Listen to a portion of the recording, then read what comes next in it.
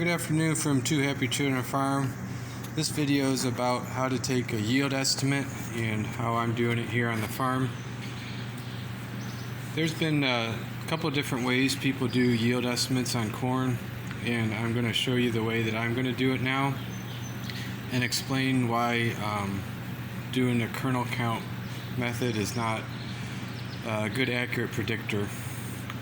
First of all, let's pan out here on the beautiful Texas day.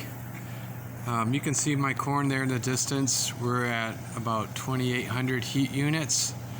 This is a corn that has black layer at 2,950, so it's a 118-day corn.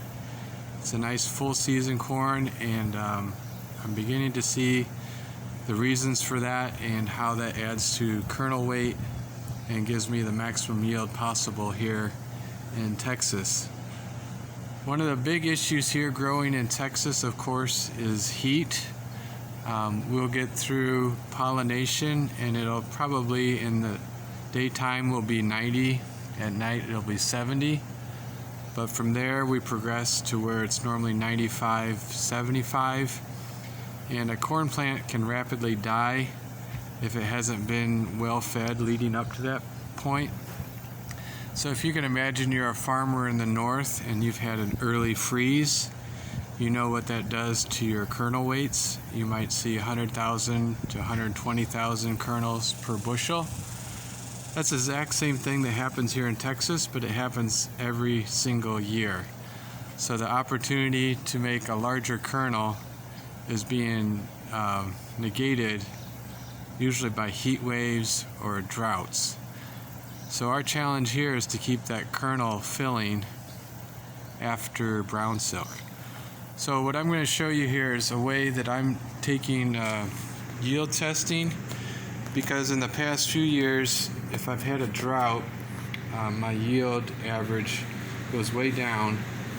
But if you look at the kernel count method, you don't know what your yield is going to be because you can't figure out how many kernels will be in a bushel. So let's go back to the kernel count method you guys are probably all familiar with. You'll go out and select a random number of ears.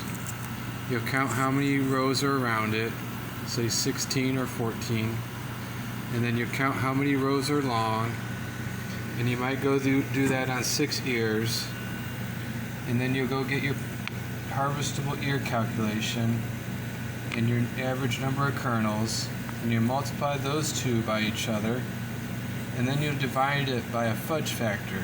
If you have a healthy year, you'll use 80,000. If you have a bad year, you use 120. If you have no idea, you just have no idea. So in this calculation, I'm getting 163 bushels per acre.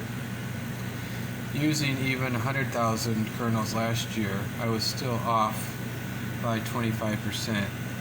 And yielded 125 bushels and really had no idea what was going to come into the bin because of that.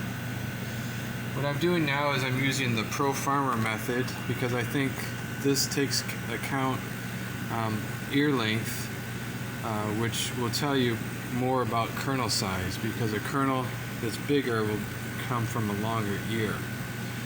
So this Pro Farmer Tour method is nice because we go down.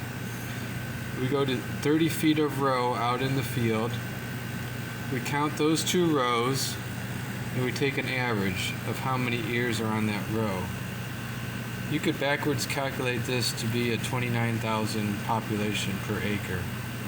So use that for 50.5 ears. That's formula A. And then we measure with a measuring tape how long is that ear.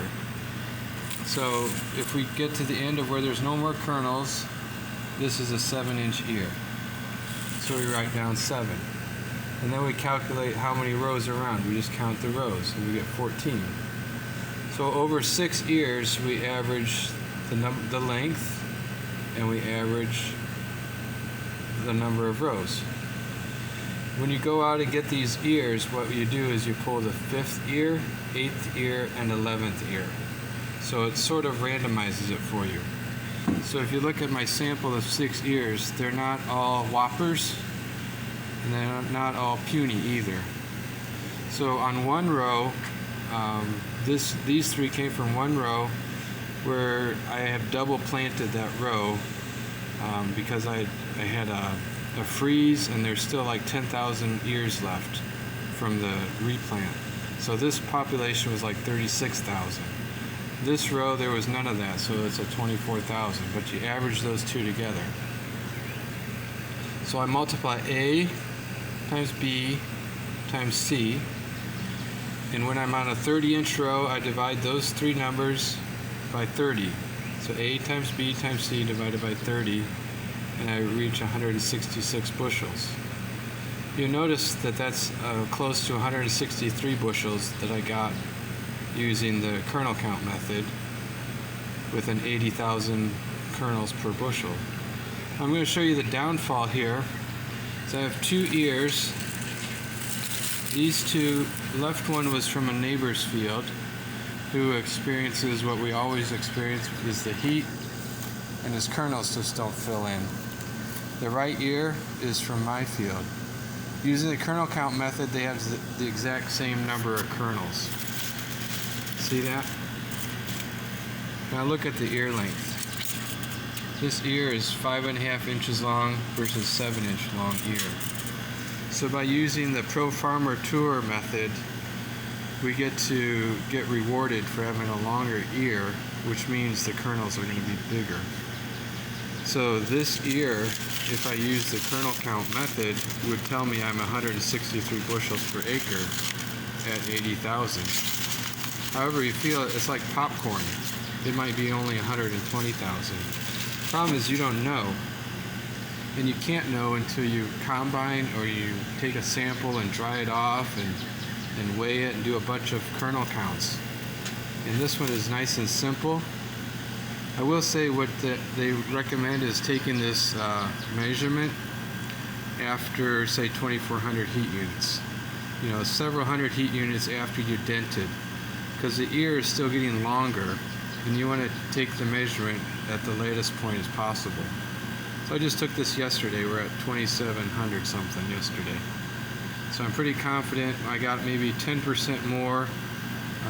There's the milk line's at about 50%, so I could probably get another 10% left in the field, and that's how I'm doing it. So to summarize, kernel count method, you can have the exact same number of kernels, but clearly the size of the kernels are different on these two, which will lead to being over-optimistic using the kernel count method versus the Pro Farmer Tour method. So that's an update from Two Happy Children Farm and how we're changing this year and taking our yield estimate measurements. And this is kind of nice because I can go out now and check some of my strip tests and get some ideas before harvest. So thanks for watching.